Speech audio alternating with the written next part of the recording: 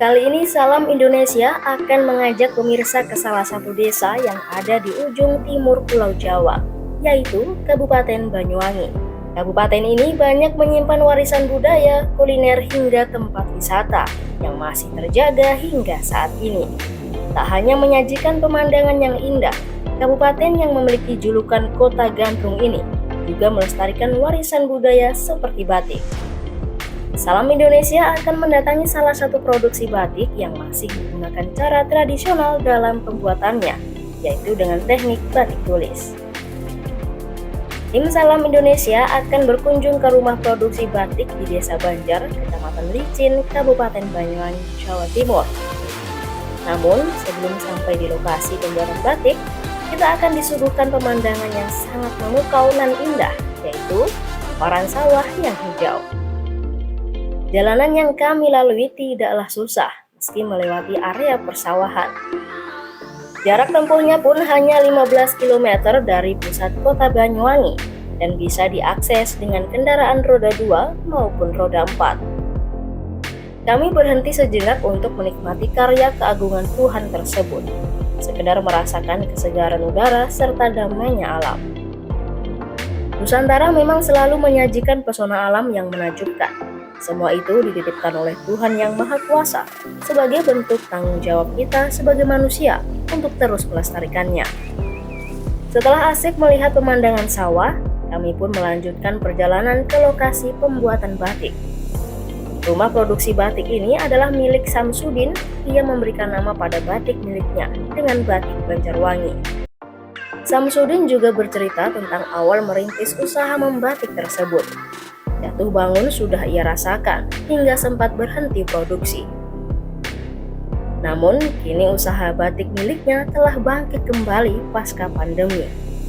Dirinya melihat pangsa pasar peluang batik dan banyak diminati dan digemari ketika melihat sektor pariwisata di Kabupaten Banyuwangi mulai menggeliat. Sekitar 7 tahun yang lalu, Banyuwangi pariwisatanya menggeliat. Kemudian banyak tamu yang hadir di Banyuwangi, yang salah satu oleh-oleh yang diburu itu adalah batik, dan saya melihat pangsa pasar di situ, kemungkinan atau prospek yang menurut saya cukup bagus ke depannya. Makanya saya kemudian terjun di dunia batik ini gitu. Yang kedua, juga saya melihat di desa saya ini banyak pemuda-pemuda yang masih kesulitan cari pekerjaan, dan kebanyakan juga kalaupun mereka bisa dapat pekerjaan, mereka harus keluar dari desa. Kalau keluar kota, kami biasa ngisi di Mirota, Surabaya, kemudian ada beberapa sekolah di Malang, juga di UNER Surabaya. Saya juga seringkali di Solo, walaupun Solo itu pusatnya batik, kami juga bisa masuk. Kemudian ya beberapa di Jakarta juga. Itu kalau Jakarta lebih kepada fashion, karena yang pesan biasanya desainer. Jadi motif-motif tertentu dan warna-warna tertentu yang itu sesuai permintaan dari mereka. Kalau motif batik kita itu semuanya pakem Banyuwangi, Pak. Jadi ada kejauling, kemudian ada kopi pecah, kemudian ada kangkung stingkes, kemudian ada sembruk cacing, ada tilem sempleh, dan hampir semua motif batik khas Banyuwangi kita ada. Karena itu memang selain yang diminati oleh para wisatawan, kita juga berusaha untuk melestarikan batik, motif-motif batik Banyuwangi yang memang tinggalan leluhur kita. Kalau untuk jatuh bangun, ya alhamdulillah iya, kita semua usaha pasti ada. Saat-saat sepi, saat-saat rame, itu biasa. Tapi yang menurut saya yang cukup membuat kami ketar-ketir itu adalah justru saat rame. Kenapa saya bilang begitu? Saat rame,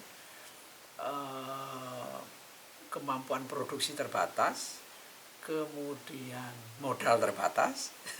Jadi kadang-kadang kita sayang karena melewatkan kesempatan begitu saja hanya karena kemampuan produksi dan kemampuan finansial atau modal yang terbatas.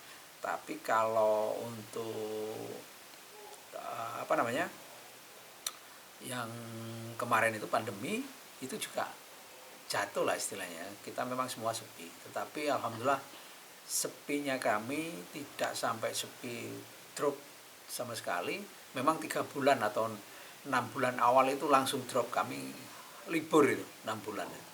Tapi setelah itu pelan-pelan mulai bangkit, dan itu terbantu oleh seragam sekolah. Karena walaupun mereka tidak sekolah, tapi seragam itu ternyata tetap terus ya pesan. Jadi alhamdulillah itu cukup membantu, sehingga sampai hari ini alhamdulillah juga sudah mulai hampir normal kalau sekarang ini. Kalau awal-awal dulu saya cuma berdua sama ada teman saya sama salah satu karyawan yang kebetulan sekarang udah resign. Itu kami cuma berdua sampai bertahan itu 3 bulan, tambah lagi 1. Kemudian hari ini ada 8 orang yang bantu saya sekarang di batik kami. Kalau batik khas Banjarsari ada nggak Pak? Banjar kita ada daun aren. Daun aren karena memang Banjar ini produksi gula aren dan banyak pohon aren. Nah, makanya bikin daun aren.